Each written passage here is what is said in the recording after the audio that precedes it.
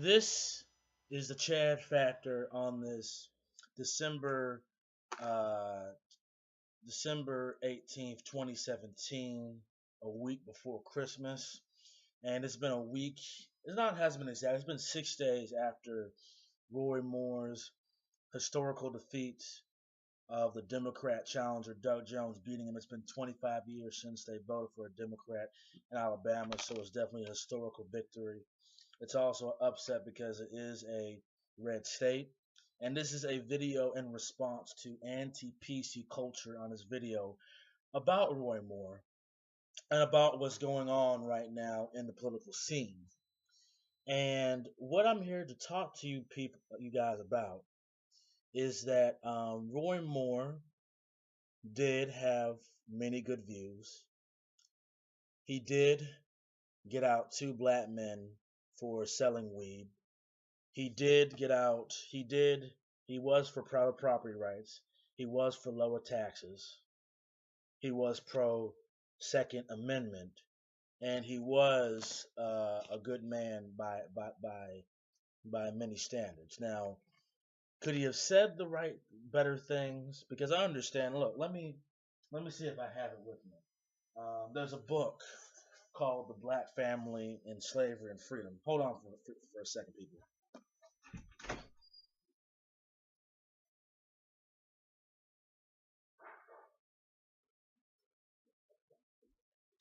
All right, so it's a little beat up, but this is the book right here, "The Black Family in Slavery and Freedom" by Herbert Gutman, and it was renounced.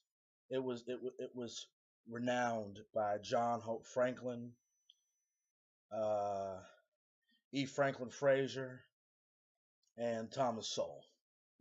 So this is a very good book. It details how even through slavery, there were black families.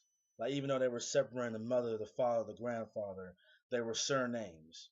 And even though they separate from them, they can find the families with those same surnames and that. But he's saying that even though slavery was going on, you still had families after the fact. Despite us having slavery, you still had black families. But in my view, Roy Moore shouldn't have even answered the question like that. He just said, look, we've had slavery, we had Jim Crow, but even though we had that, we were still great in regards of the economy, of family structure, and of doing well economically. Okay, so that's what he should have said. I understand where people come from with the comment about slavery, but he's not trying to say slavery, but he should have answered it a different way. But I just wanted to share that book to put some context into things of black family, and that's why I said the black family in slavery and after freedom. That doesn't excuse slavery, doesn't do that, but that's what I'm trying to say.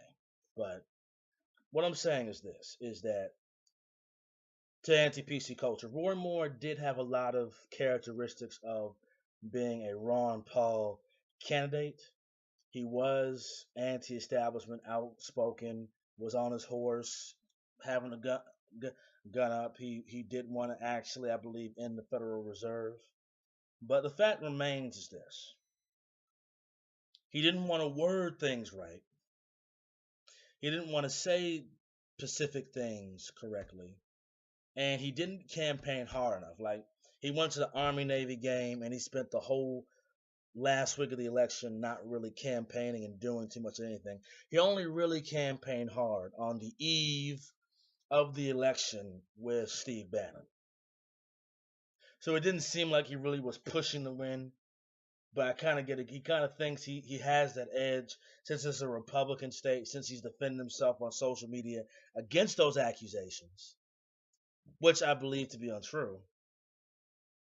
So I get why he was relaxing a little bit because he's already defending himself on Twitter and other social media. But at the same time, if you want to win, just like Trump really wanted to win, he campaigned day in and day out, was flying all over the place from Florida to Ohio to the different swing states to win. He really, really wanted to win. You could see it in him going to each and every state.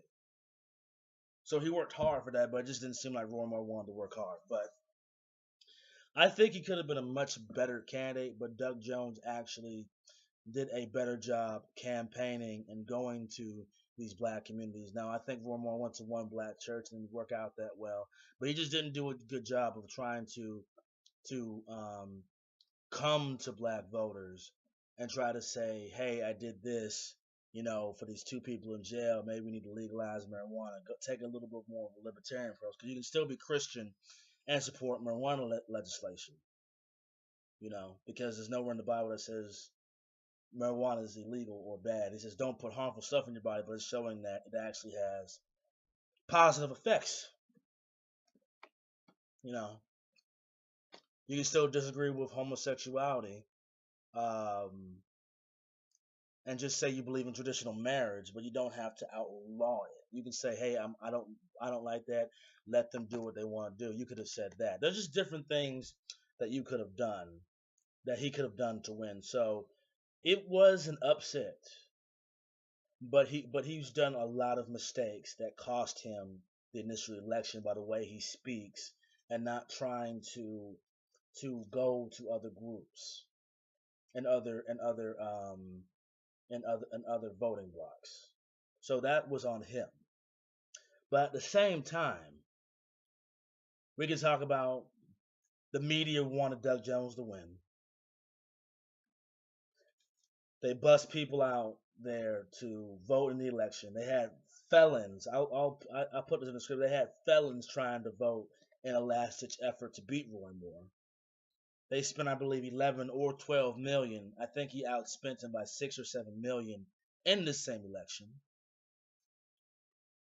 And he still only won by 1.5%. So if you look at that factor, 2018 would not be easy for Republicans or libertarian-minded candidates, because this man won in a red state. But the factor is, he had all this stuff going for him. Doug Jones had going for him. Yes, he did win, but he only won by 1.5%.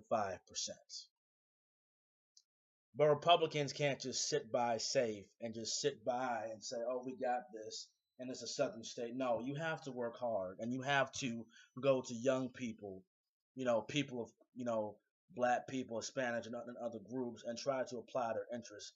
And and they have to apply, hey, how can tax cuts help me? How will less crime help me? Hey, I might be this, but I want to legalize marijuana because it's good for the body. They have to have certain things so they can beat these Democrats or Marxists or socialists. I call them communists. If y'all want to win elections, if they want to win elections. So anti-PC culture. Roy Moore was anti-establishment, but he didn't know how to vocally and voice it out like a Ron Paul would, like Ross Perot did. And yes, he was crazy, but he managed to get in the third with Bill Clinton and Bush Daddy. So it's all about how you engage people. It's all about how you talk to people. But at the same time, the media, that just shows you that the media establishment has to do all that just to win Alabama election by 1%.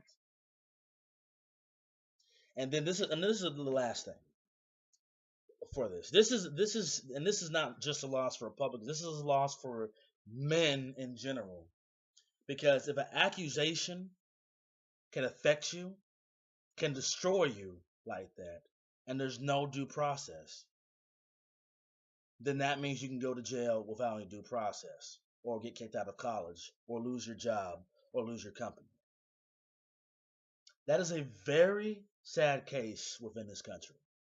And yes, there are Weinsteins. There are people who are despicable people that use their power to sexually harass or rape or even commit pedophilia, not just against women, but against boys, against men. You know what I mean? That does exist. But the fact remains is that just off the gist of an allegation, your entire career is done. Your entire life is done.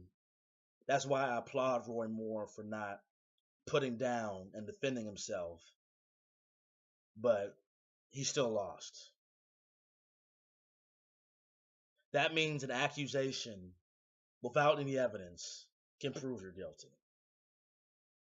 And like I said, That is a terrible precedent on men. This Me Too movement, this whole everything's a rape culture movement is gonna backfire on some of these regular women because men are not going to date you.